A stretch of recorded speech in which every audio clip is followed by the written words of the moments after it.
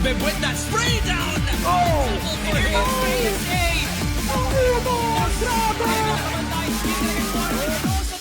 This will be the peak of Crossfire Philippines battle.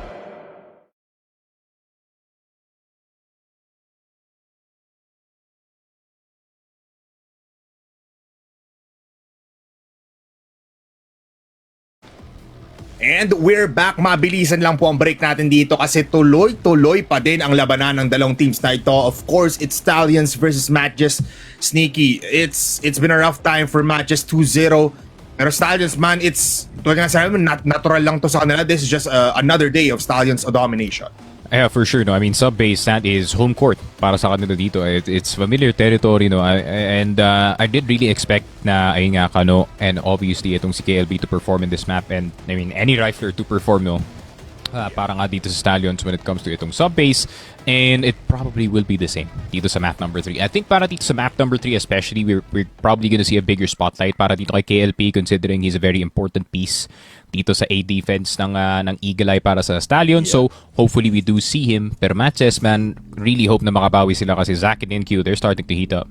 Yeah, they have to be ready as well kasi ito na yung one of the maps na talagang pinursige na i-practice at i-perfect ng Stallions. So, you know what it is? We've seen a lot of matches here in Eagle Eye for Stallions and MATTJESS. It's just bound to happen kung sino nga ba or ano nga ba ang storya natin dito. Abot nga ba 3-0 or ipapahabain pa ng MATTJESS ang labanan nila against one of the top dogs dito sa Crossfire Philippines. It's time to go back into our casters deck. Mochi, Daedum and Ramon muna tayo for now. Kamusta kayo dyan? Okay naman, Bipolar. Mukhang miss na miss mo na nga to si Mochi back on the casting deck, no? Kaya medyo nagparamdam nga ulit. Pero okay lang, pare. All good and fun dahil babalik tayo dito sa ating set number 3. Ako nga pala si Ramon, kasama ko si Daedum para sa set 3 ng semifinals laban ng MATTJESS versus Stallions. So far, it's been a 2-0 start para sa kanila. At mukhang building up into Eagle Eye, pare. Ang sinasabi nating backup map kapag wala ang sub-base para sa Stallions, it's almost like a done deal. Yeah, the nightmare continues for MATTJESS dito, no. Parang hindi na nila masolusyonan dito yung problema nila. That is, of course, Team Stallions. Eagle Eye, again, shaping up to be another one of those signature maps of Team Stallions over the last year or so. Pinaperpekto nila tong mapang ito, no? Even picking it kasi nga laging nababan yung sub-base nila in international play, so we've been seeing more and more of this map from them. Now, there have been some innovation from them, a lot of mid setups na sila yung unang gumagawa dito sa Pilipinas, and I wouldn't expect them to change that anytime soon. So I'm pretty scared for MATTJESS because this is one map na sure they have performed before in the group stage, but not at the caliber that Team Stallions perform. Absolutely, pare. I mean, this is an Eagle Eye na praktisadong praktisado kahit sa mga international teams. So, Team Stallions have a bit of a chip on their shoulder ngayon if you compare it to MATTJESS, who have a 50% win rate so far. Sa 4 times na naglalaro sila on this Eagle Eye, it will be a coin flip. Pero a championship winning team does not win on coin flips, pare. This has to be precise. And up against a team that has perfected, as you mentioned, yung mantle ng mapang ito, Stallions have a big advantage coming up into this. So we'll see kung magiging malaki yung pressure on their shoulders, as looking at it, it will be blacklist side para sa MATTJESS to start with on this map in particular. So that could play into a factor para sa kanilang confidence. They're the ones who can set the tempo, pero sa amount of times nga naman na mahilig sa pressure game ang players natin on Team Stallions, baka wala nata ng bisa ito. Pagdating natin din sa Eagle Eye, we're setting up on what could be a 3-0 for Team Stallions, pero pwede pang makabawi ang MATTJESS if they're confident enough. So let's see if they're able to bounce back dito as set number 3 starts, and JJ will get yung first blood. Ninkyo, nahuli kagad doon. Again, the angles down in mid. Ito yung kailangan panoorin ng MATTJESS. And Loy, napuslitan si Rels. The smoke not helping. Actually being the detriment of Rels doon. And KLB with an angle by himself. Naku po, this is gonna be so deadly. Zack playing around LA sa may garahe. Pero parang alam ni Kano. Alam niya kung nasaan si Zack, who will walk away barely limping.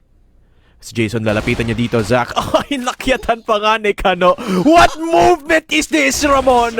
Stallions flexing just how comfortable they are in Eagle Eye. Off the get-go si YBA. Mag-isa na lamang dito with the EBR. At lalapitan siya ni KLB. Tatalon pataas with the USP. But it is JJ to take him down. Stallions, they feel good about that round 1. Feeling comfortable, feeling like they always play this map every day, pare. Talagang praktisado na yung angulo ni JJ on that mid-side, setting up on a very aggressive push for Stallions. They figure out that one player, counter count could be another angle that's not being watched, giving Kano all the confidence para lang mahabol yung ibang mga players, even in their garage position, pare. Just the Stallions formula for you at the end of the day. And now serving up a double TRG setup for KLB and KLP. Kano, challenge on that hotel position. 2 players coming up onto him. Dahil lalapit na siya ang kumuha ng 2 bungo. Grabe ka, Kano. Nakakita pa dito kay Rels as well. Hinahabol ni Loy. Tinitingnan kung kukuha pa ng isa pa para sa Stallions. Punishing yung pagkuha ng C4. And at the end of it, it's a 5v2. Para dito sa MATTJESS. Rels nakabangon! Nakakuha ng 2. Pero si Loy papasok to get himself the double kill. It's down to YBA. He's gonna come up into the LA position to try to get a resurgence.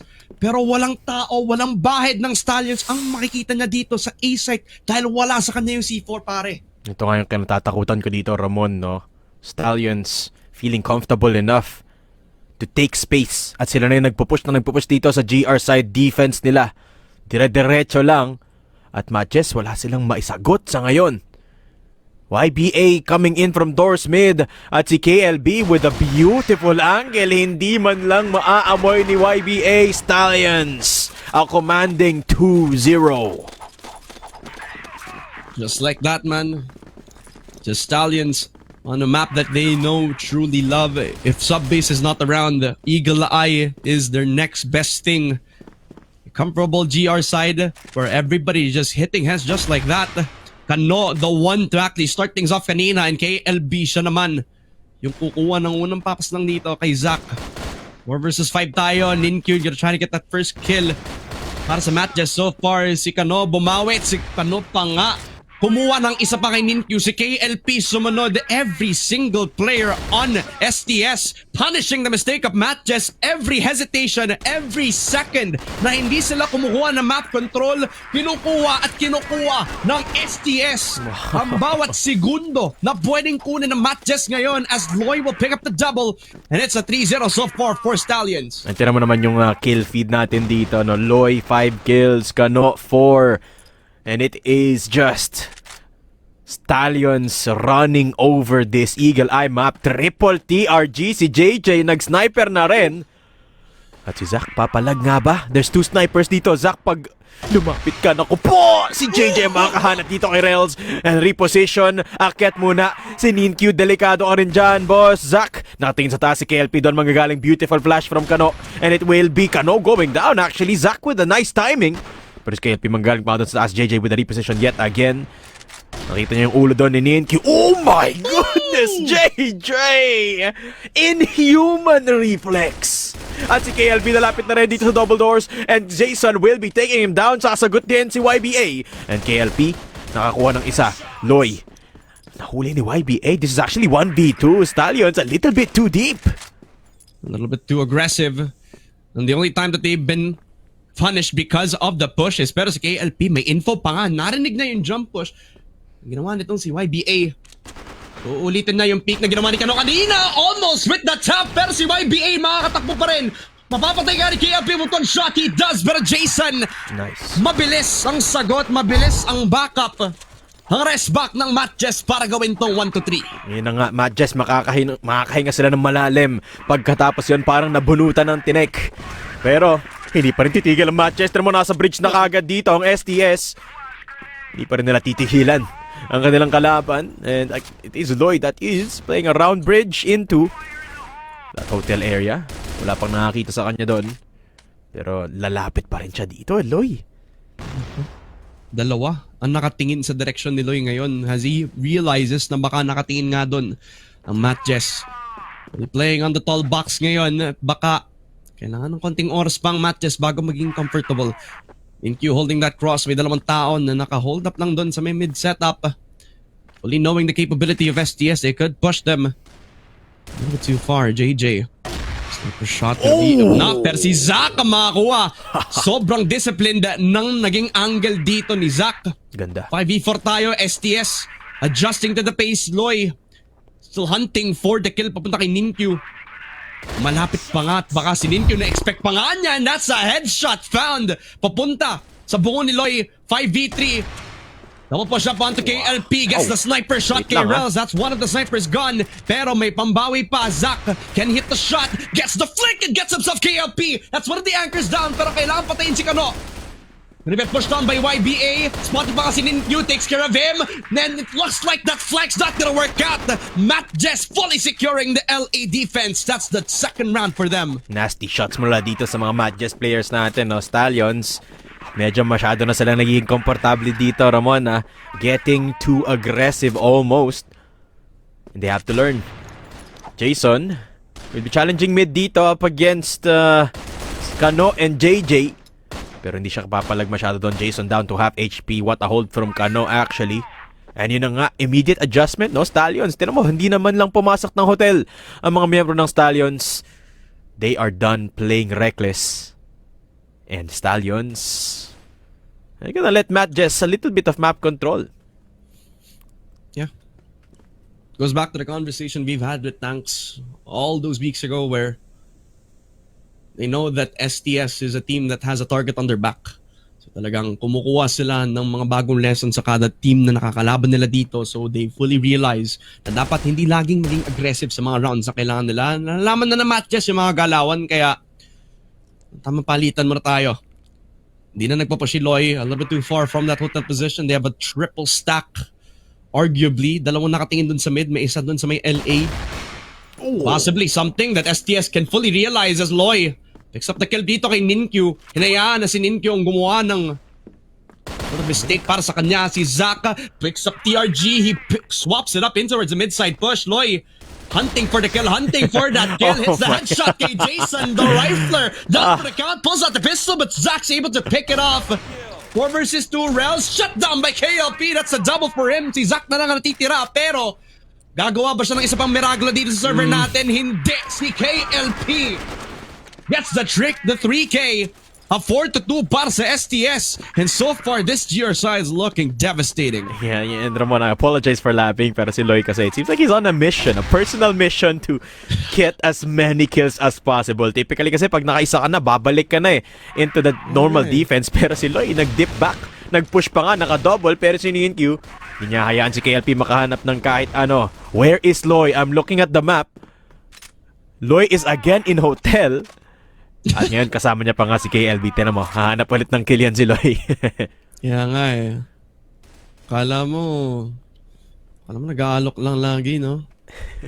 Lapit ka dito sa may LB, pare. I got you, pero ginugulat lang lagi ni Loy Tamang timing lamang, tamang hanap ng aggression. Only one time kung saan si Ninkyu nakakuha ng tagumpay laban dito kay Loy, kaya parang naging win con na nga nila. Yung LB pressure yung ginagawa nila. Si Loy spotted. Si JJ mapapatay lang. Tamang patience lang para kay Zack at mukhang susunod pa si YBA. Noted with the double push that they got on LB.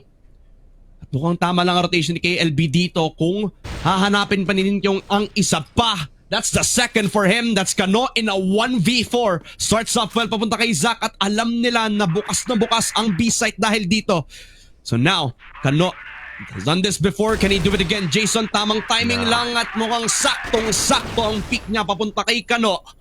3-4 tayo sa scoreline natin. MATTJESS fully realizing na hindi kinailangan ang fast-paced push para labanan ng Stallions. And finally, MATTJESS, they realized that Loy has been overextending dito sa hotel. They just challenge him and overwhelm that position.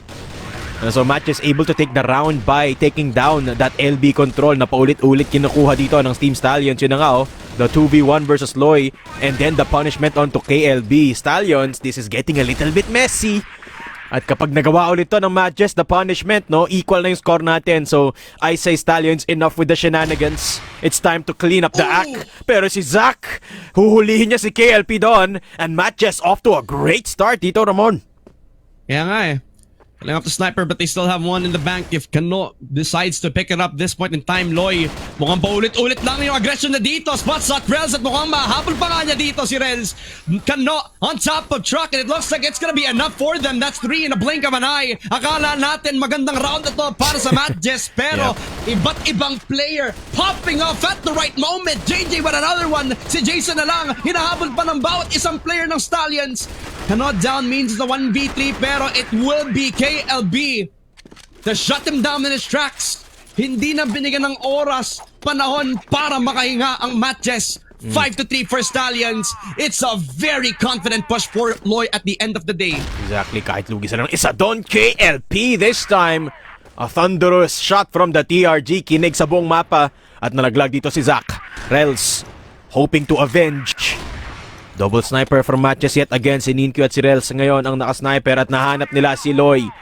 Okay, that lurk from Loy neutralized. Pero si Ninkyu na takedown din. Ito na naman tayo sa utility dump ng Stallions. Saktong-sakto papunta kay Ninkyu. YBA nahuli ni JJ. That lurk will be taken down. At dahil dyan, MATTJESS hindi na nilam saang direksyon ang pupuntahan nila. Pero Ramon, may oras pa naman. 1 minute 43 on the clock. Rels, siya naman ang magsasabihin natin siya ang Loy para sa LB push natin as he already takes care of Kano on rotation. Has full idea kung nasan yung isa, so it's just gonna be that 50-50 chance kung makakuha sila ng A site. You do on that B site rotation. Land coming down as well from the C4 that will force itong si JJ at si KLP na magsama-sama na lang mag-retake. 35 seconds. Bomb plant down. 2 versus 2. Shot through the smoke KLP. It's a little too wide. Tamang tao lang doon sa may cable car. Malayo pa si Rels trying to hold down that flank. Watch as it will be Jason killing off JJ. 1v1 tayo. 15 seconds. KLP. Pulls out the USP and KLP, the hero of STS. It will be 3 times in a row where they get a 6-3 scoreline. Yes. And STS from their sniper, they make the run possible because of the retake scenario.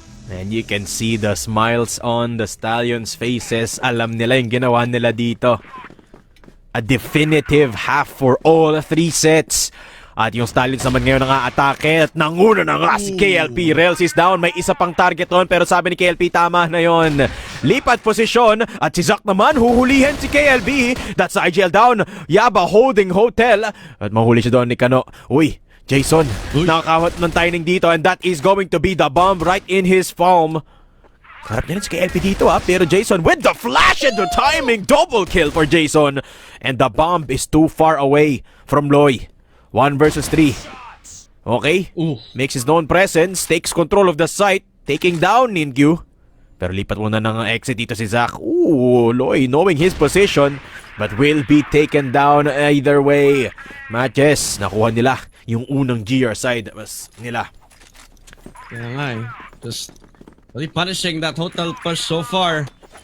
YBA actually putting up more of the numbers than you kind of expected from him sa considering the caliber of pushes or the caliber of talent na nag-push nga dun sa may hotel. He was more than lucky to actually get a little bit more time bot para lang magkaroon ng chance tong si Jason na mag-hold doon sa may bridge after the first kill. Definitely a stronghold para dito sa MATTJESS so far on hotel no? Even though the LB presence could have been the biggest counter. You know, huddled up their numbers doon sa papuntang bridge. So STS still having their flaws on their BL on this Eagle Eye map, but it is still that first round, the second set. Loy pushes up a little bit too closely. Papunta dun sa may LA, spotted si Zach and it does not hit with the TRG. Ninkyu will also get knocked down by KLP pero at least may day off kay Loy. Pero si KLB gagawin pa nga 4v2. Si KLB bumagsak papunta kay Rels as well.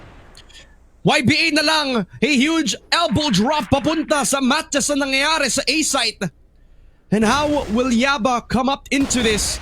Ang laki ng odds, ang laki ng kalaban niya at si KLB pa kumuha ng 3K para lang makuha ng MATTJESS ang isa pang talo sa round na ito. Ito ba yung round na yun, Ramon? 3 kills, 4 headshots for KLB. Ridiculous aim with this HK and KLB. Another HK in the rank here joins the fray. 4 na HK yung hawak dito ng Stallions. At yun na nga, NQ will be taking down KLP. Zach, umisa din, pero si KLP papasok na. Ito na nga, Loy, asserting presence. And that A site is swarmed by the horses of Team Stallions. Yung Bombay, tatanim na nila, holding down exit. This is gonna be particularly a bad position for Rels to be in. At alam ni Loy yun, nakita niya na yung barrel, and Roy takes him down. KLB with the plant. 40 seconds on the bomb timer. Ooh, Jason. Nice catch onto KLB. This is a good start for MATTJESS retake. At least, now it's some firepower left in them. At least may pambawi pa laban kay Loy, kay JJ. 2v2. Line coming down from Yaba as well. Spotted pa nga tong si JJ. So from the flash, it will delay some time. Pero kailangan magsama-sama lang ang parehong players on MATTJESS. Yaba pulls out the USP, and with the headshot, it will be down for JJ. 1v2 now for Loy. Spots out one, gets another one, and it could possibly be the clutch, Loy! Grabe naman ang attacker ng STS! Gets the double, gets the 8th round. At what could have possibly been a really good front for MATTJESS becomes a star-studded moment para kay Loy sa STS. Ramon, it feels like deja vu. Ito na naman tayo, Stallions. Umaarangkada at napag-iiwan na ng MATTJESS. Si Rels, manggagaling sa likod ni KLB. Kita niya yung ulo niya doon. But the discipline, the trigger discipline. Naku. Baka maubos ang Stallions dito. Si Loy malapit na. The smoke is perfect. And Rels bunny hopping, cutting noise. Naku po, nagkapanggana ka. And Rels takes down one. And that's the second. Kano manggagaling sa likod. And now the jig is up. KLP, nakita niya sa harap si Yaba. And Rels is down. Kano with the recovery. At dahil dyan, na-minimize nila yung damage. 3v3, Ramon.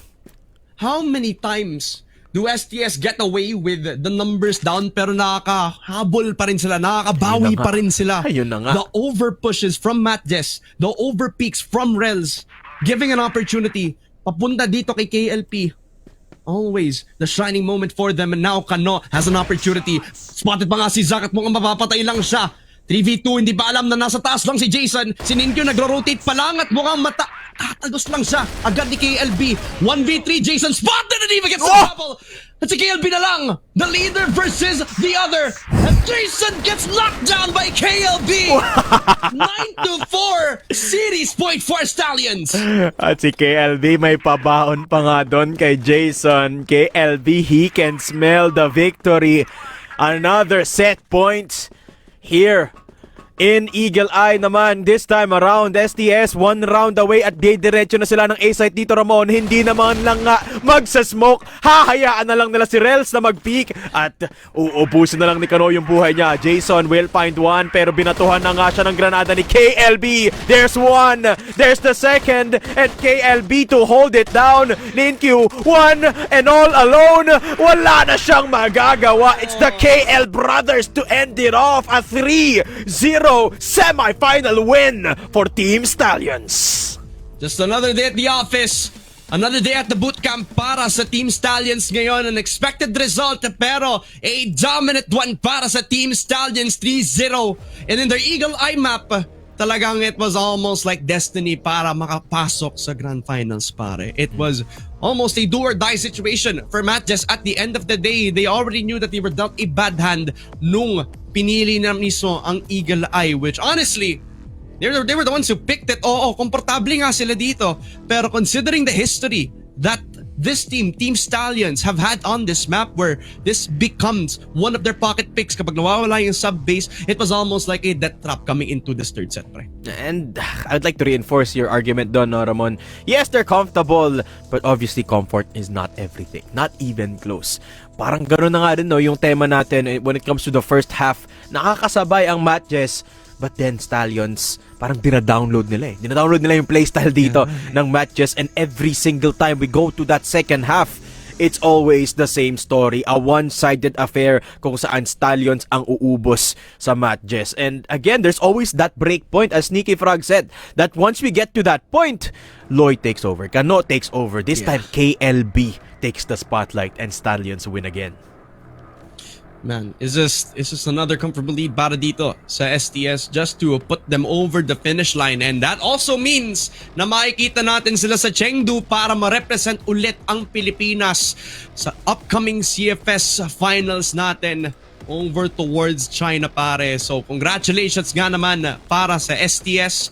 That also just brims a lot more conversation into the state that they are in ngayon. It's almost like they didn't really pull out that much innovation ngayon eh. They played the game that they are known to play, and it just shows that they are up into their playoff form. So congratulations ulit sa Team Stallions that knocks out MATTJESS into a 3-0 line.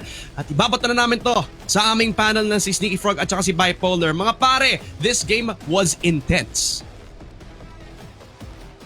Not just intense, it was crazy, it was bloody for both of these teams. Pero Sneaky, welcome to our first ever representative papunta sa Chengdu. Nako po, international teams, get ready for the forces of Stallions, and they are now also finals bound here on the regional finals. Sneaky Frog, man, what a fight for both teams.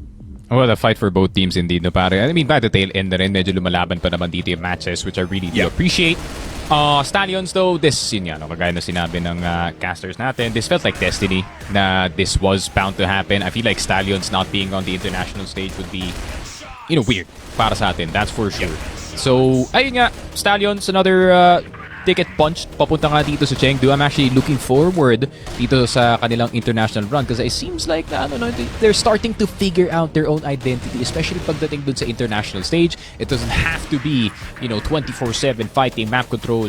There's other ways to play para the Stallions. They've showed it dito sa ating Quiet Legends Cup, and hopefully may kita nga natin dito sa CFS Chengdu, pare. Yeah, hopefully makita natin yung mga ganong strategies and the adjustments as well na medyo napakita rin dito ng matches that they do still have some weaknesses in the mix. But I just want to highlight muna the losers in this set. It's gonna be matches na I like the gun choices as well. M4A1 on one of our plays, I think it was Ninkyu at one point. So you have that firepower that enables them to get these kills. Kaso nga lang, 10 to 4, 14 rounds straight. 14 rounds for this set. And may kita mo naman Jason being the one to enable his team towards the betterment of this matchup. 1.30 and a headshot percentage of 54. Itong si Yaba, 75, man. May shooters talaga tayo sa matches, but all aim is not gonna be the winning factor para makakuha ng isang finals and that ticket to Chengdu. It's Team Stallions though with a comfortable 3-0 sweep, Sneaky.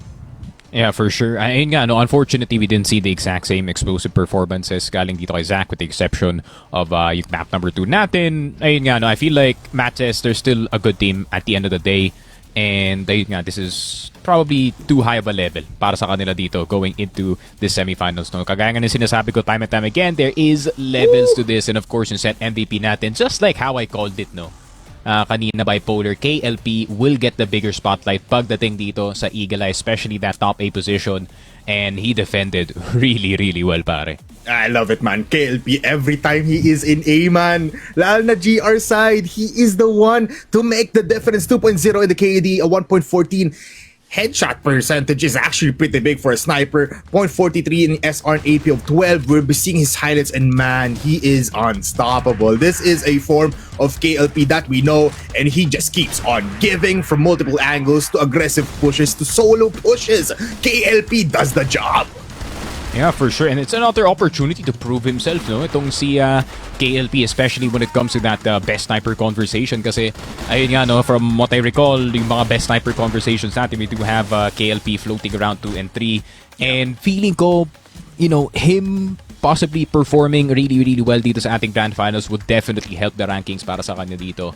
And ayun nga, Team Stallions, super, super keen para sa kanila dito. I think yung sub-base nila had a bit of mistakes, but at the same time, feeling ko locality lang yan with MATTJESS probably knowing, some of the strats na ginagawa nila dito, especially the aggressive ones. Pero overall, it didn't feel like Stallions lost control ng series natin. Yeah, they still had nasa kanila pa rin yung manibela. The wheel was still in the hands of Stallions. A total of 30 rounds goes to the hands of Stallions and just mere 14 for MATTJESS. So, hindi talaga pinaabot ng kalahati dito, man. It's just a crazy state for Stallions. Pero hindi pa naman tapos ang laban dito for MATTJESS. Tomorrow, they'll be battling in the battle for third. So, hopefully, they'll get that dub, whoever they will fight.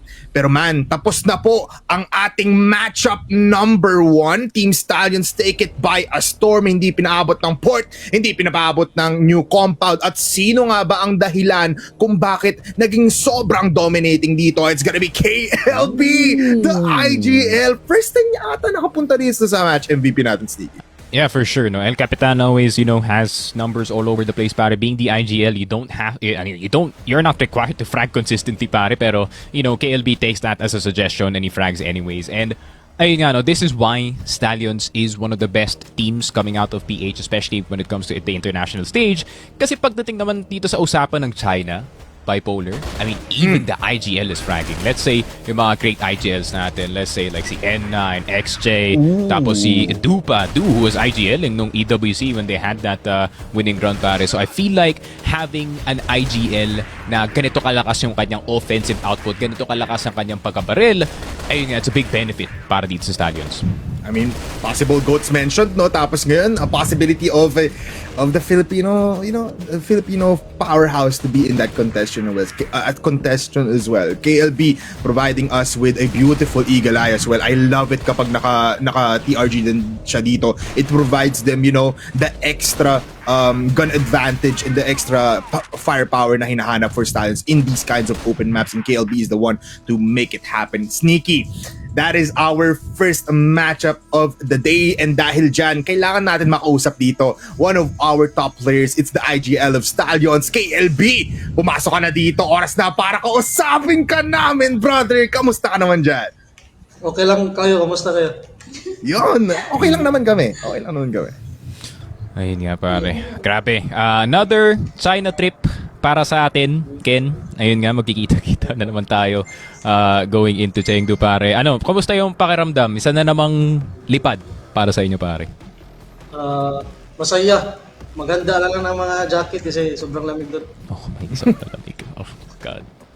Alam na niya yan. Alam na ni KLB yan yung experience namin nung Hangzhou. Grabe talaga yung lamig, especially at this time of year. Pero ikaw, Bipolar, you have a question? KLB, man. It's actually crazy na ikaw ang match MVP namin dito. Usually kasi nakikita namin si Kano, syempre si Loy minsan, tapos si KLB. KLB, how does it feel na, what do you call this? Na provided papunta na kasi sa Chengdu, from the get-go ba yung mindset natin dito, pa-China na, hindi na Philippines lang? Talaga namin goal talaga namin maka-China. One more question, CK. I want one more. Ayun nga. Pagdating naman dito sa China, Boss Ken, ano yung goal natin para sa Stallions? All the way? Goal namin mag-champion sa Chengdu. Yun. Yun ang gusto ko marinig, pare. Yun ang gusto ko. We love that motivation, man. Yeah, from the IGL himself, no? I mean, KLB, it's time for you to, oras na para magpasalamat, brother, sa mga supporters nyo, sa numerous people that are watching you right now, from international regions as well, kahit Bisaya, KLB, it's time for you to shine. Salamat sa mga nisuporta naman. Shoutout day kay Sir Thomas George of Smart Gaming Abot sa Show Me sa Tisa, especially pahapog Jason. Og sa akong OFD, I love you. Shoutout din kay Chris Gomez at saka Telecel at Coach Tam. Salamat sa inyo. Of course. KLB, maraming salamat, brother. Oras na para maghanda-handa tayo tomorrow on your finals and as well as your trip on to Chengdu. KLB, congratulations, brother. Palakpakan tayo para sa Stallions. Ayun nga, pare. Ay, grabe. What a run para dito sa Stallions. So pare, going into yung grand finals natin with only a map loss. That is statistically unreal para sa kanila dito, pare. And I really do look forward to what Stallions can offer, no? Especially pagdating sa international stage, man. Isa na namang lipad para sa mga Cebuanos, pare. Feeling ko, it doesn't feel right kapag wala dyan yung Stallions, and it just feels better na they'll be one of the representatives pagdating dito sa international stage natin. Pero syempre, kung may in-offer ang Stallions, may in-offer din naman sa inyo si Crossfire, si Stove, pati si Smilegate. Meron kaming CF community event for you guys. It's a Stove PC Clients Showcase event kung saan pwede kayo makakuha ng 4 permanent guns. You just need to log in your CF by using Stove PC Client Launcher. And of course, madali lang ang requirements dito. Sabi nga ni Sneaky, you just have to play. Use the Stove PC Client, tapos go on na lang, laro lang kayo up until November 4 starting kahapon yung ating yung event na to. So you have these guns na apat, you have the I think the M4A1 pa nga na revamp na ibang skin naman, hindi na Zilong. You have the Opulent Beast na AK-47, you have the Beast Champion 2 and the Bumblebee na coat na sobrang solid. So why not get into that mix? You can go into the website of www.cfph.onstove.com/clientofficial. At dahil dyan, Sneaky, any final words bago tayo mag-break para maghanda sa ating match number 2? Next series is about to be lit, pare. Woo! Nako po. I mean, tama ka dyan, Sneaky. No, you know what? We need to just end it right now para makapag-rend ang ating mga casters, the panel desk, the prod, and everybody that's watching because it is gonna be Execration versus EVOS Arc in just a little while. Magbabalik po ang regional finals ng CFSPH. We'll be right back.